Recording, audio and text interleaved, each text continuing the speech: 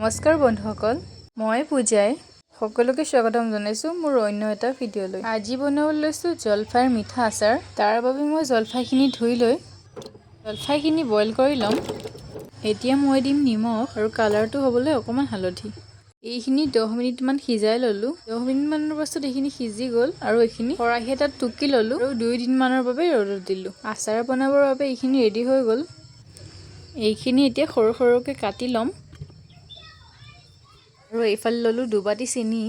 আপোনালোকে মিঠাটো কম বেছি পৰিমাণে দিব পাৰে। যিহেতু মই আধা কেজি জলফাই লৈছিলোঁ সেইবাবে মই চেনিৰ পৰিমাণটো কমাই দিছোঁ আৰু এচামুচ দি দিলোঁ নিমখ আৰু সেই বাতিটোৰে 2 বাটি পানীও দিলোঁ আৰু এইখিনি ভালদৰে উতলাই ল'ম।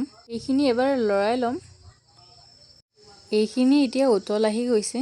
জুইটো চিমত দি থৈ দিব। এতিয়া ইয়াতে দিম শুকান জলকীয়া।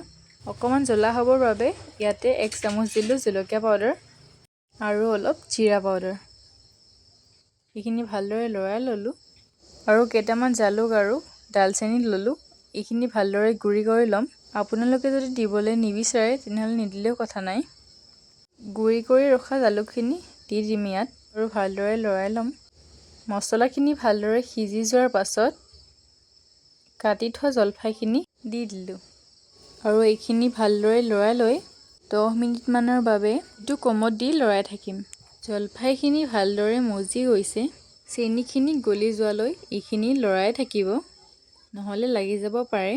এইখিনিতে এটা ৰিকুৱেষ্ট কৰিলোঁ, ভিডিঅ'টো যদি ভাল পালে এটা লাইক কৰিবলৈ নাপাহৰিব। এনেকুৱা ধৰণৰ ভিডিঅ'বিলাক পাবলৈ মোৰ চেনেলটো ছাবস্ক্ৰাইব কৰিবলৈ নাপাহৰিব। চেনিখিনি প্ৰায় শুকাই গৈছে।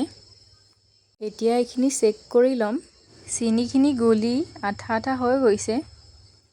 ইয়া দেখিছেনে? আচাৰখিনি এতিয়া হৈ গৈছে।